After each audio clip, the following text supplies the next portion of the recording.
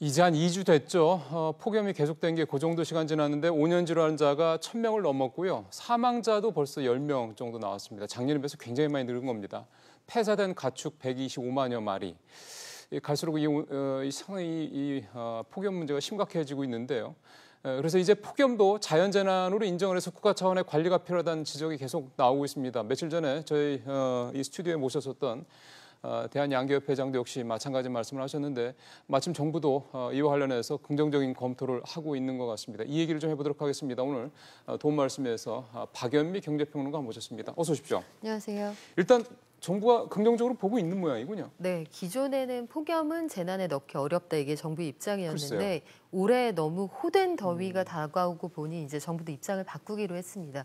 기존의 국회에 관련된 법안이 한 4개 정도 올라와 있었는데 네. 이게 정부의 반대 입장 표명 속에서 처리가 되지 않는 상황이었거든요. 그 재난 및 안전관리 기본법 개정안이 현재 국회에 4건 정도 올라와 있습니다. 정부가 그래서 종전과 입장을 바꿔서 정부도 찬성한다 이런 입장을 밝힐 예정이고요. 이제 이렇게 되면 그 폭염 상황 속에서 발생하는 여러 가지 피해, 특히 인명 피해나 그러니까요. 아니면 재산 피해 이런 것들에 대해서 뭐 사전에 대응하는 방식 그리고 그 사후에 보상하는 방식 같은 것들이 법령에 근거를 두고 구체화될 수 있다. 이게 국민들에게는 훨씬 안심되는 그런 그렇죠. 장치가 하나 마련되는 거죠. 이걸 사실 뭐 여야 간의 이견도 없을 것 같아요. 이번에는 뭐 여기에 그러니까요. 반대하기는 어려울 겁니다. 워낙 폭염이 장기화되기도 했고요. 사실 우리가 30도만 넘어도 오늘 너무 덥다 이런 얘기 하던 게 불과 뭐 10년 전, 15년 전 맞아요. 상황인데 지금은 아침 기온이 30도가 넘었다 이런 얘기를 하는 상황이잖아요.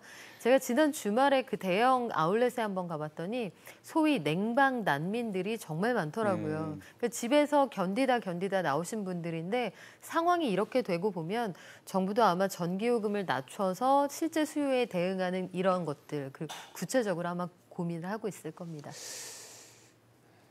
가서 물건도 좀 많이 사시고 내수 활성화에 좀 도움이 되시면 좋은데 그건 모르겠습니다만 어쨌든. 네. 근데 어쨌든 말씀하신 대로 관련 법안이 제출이 돼 있고 정부도 긍정적으로 생각하고 있고 그러니까 이 폭염을 자연재난으로 이렇게 받아들이고 정하고 안 정하고가 지금 정부에서 임의로 할 수가 없고 법이 만들어져야 되는 거군요. 그렇죠. 관련해서 그래야 이제 어떤 지역을 폭염에 따른 특별한 그러니까. 재난 지역으로 선포할 수도 있고요. 재난 지역으로 선포를 했을 때 정부가 구체적으로 재정을 지원할 수도 있고 그렇죠. 아니면 여러 가지 다양한 장치들을 마련할 수 있는데 이게 정부가 임의로 할 수 있는 일은 아니거든요. 그래서 관련된 법령의 근거를 마련하겠다 이런 계획을 가지고 있는 겁니다. 그 4가지 지금 그 법안이 계류가 돼 있다고 말씀하셨기 때문에 그런데 이제 지금 저희가 봤을 때 가장 눈에 띄는 피해는 온열 질환자들이 있어서 뭐 심지어는 사망까지 가는 사고들이 좀 있고 또 하나 또 큰 게 닭들이 죽거나 돼지들이 죽거나 소들이 죽거나 이런 어떤 축산업 농가들의 어떤 그런 피해들인 거잖아요. 그러면 만약에 국가 재난이 되면 이런 어떤 인명 피해에 대한 부분들 그다음에 어떤 재산상 피해에 대한 부분들이 지원이 정부 차원에서 된다 이 말씀이신 그렇죠. 거죠? 가능합니다. 지금도 보면은 그 굉장히 안 좋은 날씨 때문에 그러니까 기상 이변 때문에 농사를 완전히 망쳤다. 뭐 이런 해에는 정부 보조금이나 지원금 같은 게 나가잖아요. 예. 그리고 대규모로 어떤 전염병 같은 게 돌았다. 이럴 경우에도 재난 지역으로 선포를 하거나 어떤 그 비상 보조금 같은 게 지원이 되는데요. 폭염에 따른 피해는 이걸 그 지원할 근거가 없었습니다. 그런데 지금 이미 앵커께서 말씀하신 것처럼 뭐 폐사한 가축의 그러니까요. 숫자가 벌써 120마리가 그러니까요. 120만 마리가 넘었다고 하고 그걸 뭐 환산을 해보면 한 70억 원 가까이 농가들이 손해를 봤다고 하는데 그것도 그겁니다만 전반적으로 이제 날씨가 계속 더워지고 그러니까요. 있고 이런 피해가 매년 반복될 수 있다. 이 가능성을 정부도 상정하고 있다. 이렇게 봐야겠죠. 그 저희가 지난주에 목요일 날 했죠. 포천에 계신 그 양계장 하시는 사장님하고 통화할 때도 전화 연결할 때도 그런 얘기를 하셨거든요. 이제 계속 더워지고 있어서 내년에는 올해보다 나는 이미 현대화를 딱 양계장 해놨는데 내년에는 여기에다가 이제 분무기 같은 기능을 또 대출 받아서 또 설치하겠다고 얘기를 하시는 거 보면 그러니까 이미 축산농가분들 중에서도 어떤 분들은 이게 이제 연례적으로 앞으로 계속 벌어질 수 있다라고 이미 예상을 하시는 것 같거든요. 그렇다면은 재난으로 이렇게 정하는 거에 있어서도 이게 이제 어떻게 보면 좀 더 이제 계속해서 일어날 수 있다는 식으로 뭔가 생각하고 그렇게 해야 되지 않을까 싶네요. 그렇죠. 국회도 아마 그런 차원에서 접근을 할 겁니다. 일단 피해가 심각한 곳은 특별 재난 지역으로 선포를 할 수가 있게 되고요. 또 뭐 사망 혹은 대규모 재산 피해가 났을 때 구호금 같은 것들을 지원할 수 있고 세금 감면 이런 것들도 지원을 할 수 있으니까요. 과거와 비교해서는 폭염에 대한 대책을 정말 진지하게 고민하고 있구나 이렇게 생각할 수 있고 예. 사실 저희가 그 어릴 때 한국지리 시간에 제주도 같은 그 남부지방까지만 아열대 지방이고 그랬죠. 중부지방은 온대지방이다 이렇게 맞아요. 배웠는데 이 전선이 점점 그 북상하고 그렇습니다. 있는 거예요. 그래서 기후 자체가 변하고 있다. 이걸 정부가 인식하고 있다는 게 그나마 다행인 것 같습니다. 지금 중고등학생 지리 시험 보면 틀릴 것 같습니다. 그 일본도 굉장히 또 덥다고 그래요. 일본은 뭐 40도가 넘은 도시까지 나온다고 그래서 네.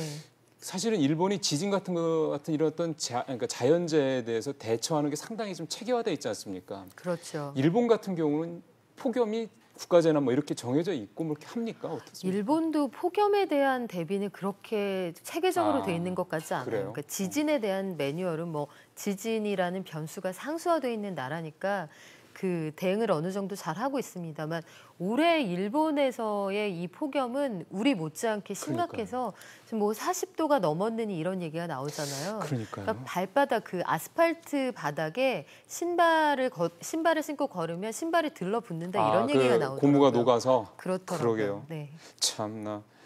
뭐 이럴 때 더울 때는 우리가 뭐 우스갯소리로 이제 아스팔트 위에서 또는 그 자동차 본네트 위에서 뭐 계란 프라이를 된다 뭐 이런 식으로 뭐 농담 삼아 얘기지만 이제는 그게 농담이 아닌 상황이 정말 됐습니다. 심각한 그러니까요. 상황인데요. 네. 우리가 24년 전, 그러니까 1994년도에 30일 정도 이렇게 폭염이 발생했다더군요. 네. 그러니까 그때 온열 질환으로 사망한 분이 93명. 그게 현재로서는 우리 역사상 가장 최악의 기록으로 냈다고 남아있죠. 하는데 네. 이쯤 되면 이게 뭐 올해는 몰라도 내년에도 있을 수 있고 내후년에도 있을 수 있다 이런 상황이 좀 되는 거기 때문에 이제 우리도 좀 이런 어떤 그러니까 이런 폭염의 장기화에 대해서 좀 뭔가 체계적으로 좀 구조적으로 뭔가 좀 이제 대비를 해야 될 때가 된 것 같습니다. 그렇죠. 말씀하신 것처럼 그 만약에 국제유가가 급등을 하거나 달러와 환율이 급등을 할 경우에는 우리가 단계적으로 대응을 하거든요. 예컨대 몇 퍼센트 급등을 하면 공공기관 이부제 그리고 몇 퍼센트 이상이면 그 공공기관의 시설을 중심으로 해서 대형 마트나 백화점에 전기로 돌아가는 대형 시설을 멈춘다 이런 매뉴얼들을 가지고 있는데요. 아직까지 폭염에 대해서는 그런 장치들이 없었는데 말씀하신 것처럼 그러니까요. 관련법이 생기면 그런 매뉴얼들이 생길 것이고 또 나아가서 한 가지 우리가 고민해봐야 될 점이 이 냉방 문제를 이제 환경이 아니라 복지의 차원으로 접근해야 된다. 중요한 말씀이에요. 그런 지적들이 나오고 있습니다. 왜냐하면 온열 질환의 절반 이상이 저소득층 그리고 농어촌에서 발생을 하고요. 대개는 냉방기기로부터 멀어져 있는 분들 혹은 전기요금이 감당되지 않는 분들이니까 이런 쪽을 이걸 복지의 차원에서 소위 냉방복지라는 단어가 아마 신조어로 등장할 가능성도 있지 않을까 이런 생각이 듭니다. 아까 전화기였던 그 대구 강소미 사장님도 그 얘기를 하시더라고요. 전기료를 좀 이렇게 폭염 때는 좀 특별하게 좀 낮춰달라는 말씀. 사실 그게 어떻게 보면 우리 국민들의 그 관심사고 바람일 수 있거든요. 그렇죠. 지금 우리나라 기온이 적도에 있는 뭐 가나, 소말리아 이런 나라보다 덥습니다. 그러니까 말이죠. 어차피 이번에 정부에서도 이걸 자연재난으로 이제 이 폭염을 만약에 정하게 되고 법안이 통과되고 한다고 그러면 그냥 이렇게 즉흥적으로 할 게 아니라 아주 장기적으로 그런 것까지도 염두에 두고 아예 그런 체계적인 내용을 아예 다 담아냈으면 했다는 생각이 좀 드네요. 말씀하신 냉방 복지 이런 부분들까지 말이고. 평론 말씀 잘 들었습니다.